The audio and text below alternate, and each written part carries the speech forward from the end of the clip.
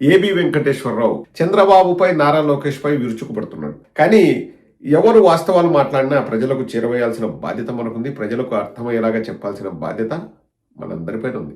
ముందుగా ఏబి వెంకటేశ్వరరావు ఒక మంచి మాట అన్నాడు. తర్వాత కోటేశ్వరరావు అని బాలకోటయ్యో ఎవరో ఒక ఆయన ఉంటాడు, పెద్ద ఆయన, అతను చెప్పింది విందాము.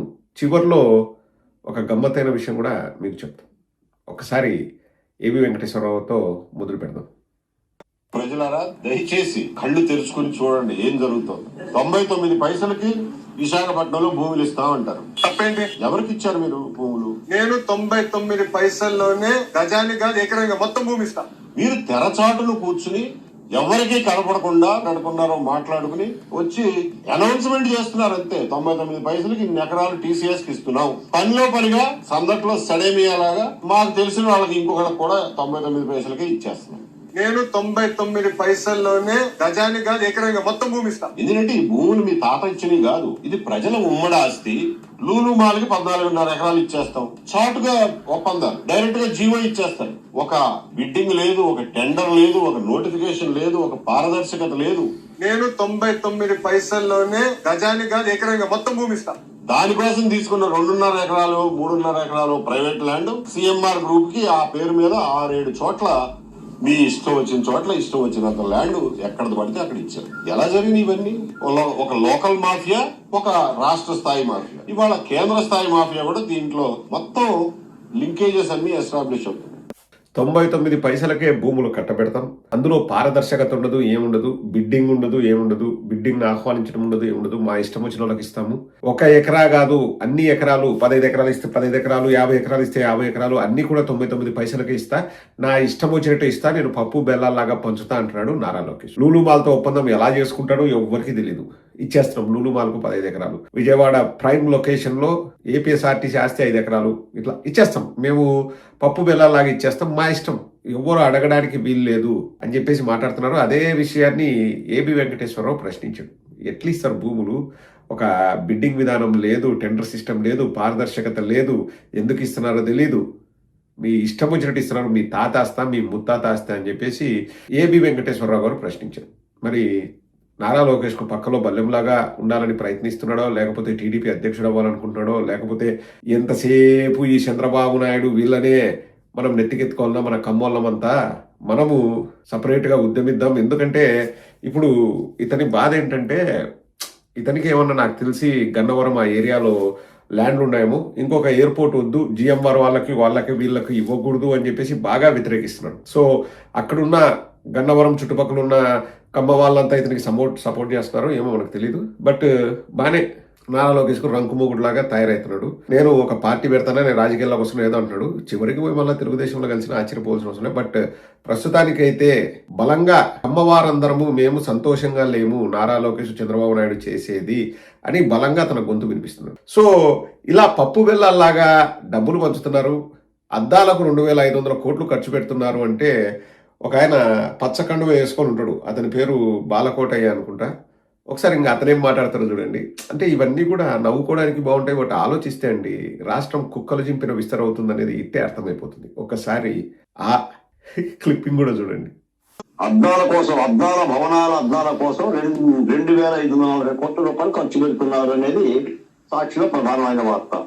ఎస్, 2,540 కోట్లు కాదు, 5,000 కోట్ల రూపాయలు ఖర్చు పెడతాం. 5,000 కోట్ల రూపాయలు ఖర్చు పెడతాం. బాగా తెగించేవరా నువ్వు. తప్పేంటి సార్? 100% మనకు వచ్చే డబ్బులంతా శాలరీస్ కి సరిపోతున్నాయి. ఓన్ రిసోర్స్ శాలరీస్ కి సరిపోయినాయి.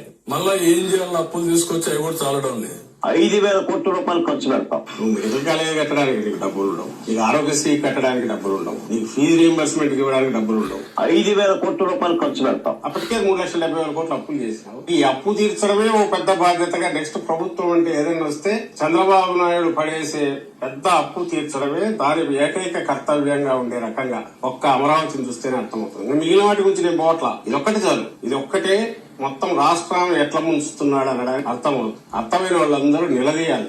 2,500 కోట్లు కాదు, 5,000 కోట్లు అద్దాలకే ఖర్చు పెడతారంట. 5,000 కోట్లు ఉంటే 10 మెడికల్ కాలేజీలు పూర్తయితాయండి. జగన్మోహన్ రెడ్డి గారి హయాంలో ఆల్రెడీ 7 పూర్తి చేసాం, 5 రన్నింగ్లో ఉన్నాయి. 2 ప్రారంభానికి ఆ రెడీగా ఉన్న మెడికల్ కాలేజీలు కూడా వాళ్ళు కక్షతో ప్రజలకు వైద్యంని దూరం చేస్తున్నారు. ఏదో పీపీపీ అది ఇది ప్రైవేట్ వాళ్ళకి ఇస్తాం అది ఇది అని చెప్పేసి తెగ ప్రయత్నాలు చేస్తున్నారు. అదే 5,000 కోట్లు అద్దాలకు పెట్టే బదులు మెడికల్ కాలేజీలు కడితే పేద ప్రజల ప్రాణాలు కాపాడిన వాళ్ళం అవుతాం కదండి. లేదు 5,000 కోట్లైనా పెడతారంట, వాళ్ళు ఇష్టం వచ్చినట్టు ఖర్చు పెడతారంట, వాళ్ళు ఇష్టమంట. పచ్చ కండువ వేసుకున్న అతని జోబులో నుంచి ఖర్చు పెడతాడా, లేకపోతే రాష్ట్ర ప్రజల డబ్బు అంటే అంత చులకన భావమో తెలియదు. కానీ ఇంకోటి కూడా ఇలాంటివి బాగా కట్ చేస్తుంటారండి మనోళ్ళు. కట్ చేసి అన్ని అసెంబ్లీ చేస్తూ ఉంటారు. ఒకసారి ఇంకొక 1 minute వీడియో కూడా చూడండి. సాంబశివరావు గారు, మేము రాజధాని అమరావతి కోసం ఎంతైనా ఖర్చు పెడతాం.